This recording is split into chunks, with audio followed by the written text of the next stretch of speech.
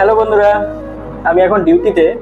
তো আজকে একটা স্পেশাল ডে আছে, যদিও আমার মনে ছিল কিন্তু সময় পাইনি। দেখলাম অনেকেই অনেক স্ট্যাটাস দিয়েছে, অনেক কিছুই করেছে, বাট আমার সেরকমভাবে কিছুই করা হয়নি। তো আজকে হচ্ছে ফাদার্স ডে, পিতৃদিবস। তো আমি বাবা সম্পর্কে দুটো কথাই বলবো, যে আমার জীবনে বাবা মানে সেই মানুষটা, যেই মানুষটা এইভাবে আমাকে জাগাতো, কি রে উঠলি, তোর কি পড়াশোনা নেই, ওটা বাজে।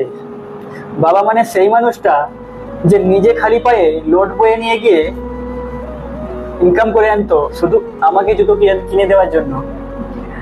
বাবা মানে সেই মানুষটা, যেই মানুষটা বর্ষাকালে ভিজতে ভিজতে মাথায় গামছা দিয়ে খালি পায়ে 2 কেজি চাল নিয়ে আসার পর তবে আমাদের ভাত চাপতো, আর আমরা ভাই বোনে বাঁশের বেড়ার ফাঁক দিয়ে অন্যের বাড়ির খাওয়া দাওয়া দেখতাম।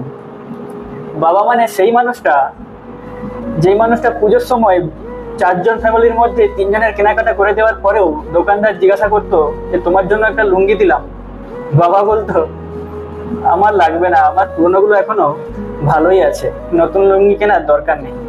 তারপরেও 1600 টাকা বিলের মধ্যে 1200 টাকা পে করে 400 টাকা বাকি রেখে খুশি খুশি বাড়ি চলে আসতো। বাবা মানে সেই মানুষটা, যেই মানুষটা রথের মেলায় গিয়ে আমাকে কাঁধে চড়িয়ে দূরের রথটা সে আমাকে দেখাতো। বাবা মানে সেই মানুষটা, যে মানুষটা যে মানুষটা একটু বড় হয়ে যাওয়ার পরেও যখন আমি কাজের চেষ্টায় বেরোতাম বা কাজের জন্য বেরোতাম, মুখ দেখলে বুঝতে পারতো যে আমার হাতে টাকা পয়সা নেই। তার কাছে যদি 50 টাকাও থাকতো, তা থেকে 50 টাকাই আমাকে দিয়ে যেত, কিরে তোর কাছে পয়সা নেই, নিয়ে যা। কখনো বলতে হয়নি। বাবা মানে সেই মানুষটা, যদি কেউ 2টো মিষ্টি পর্যন্ত দেয়, সেটা প্যাকেট করে নিয়ে চলে আসতো বাড়িতে, তার ছেলেটা আছে। বাবা মানে সেই মানুষটা প্রত্যেক রবিবার পড়াশোনা না থাকার জন্য ঘুরতে নিয়ে গিয়ে বেরিয়ে নিয়ে আসা। থাকুক সকল বাবা, বাবা ভালো থাকুক। আমার কাছে তো বাবা মানে এইগুলোই।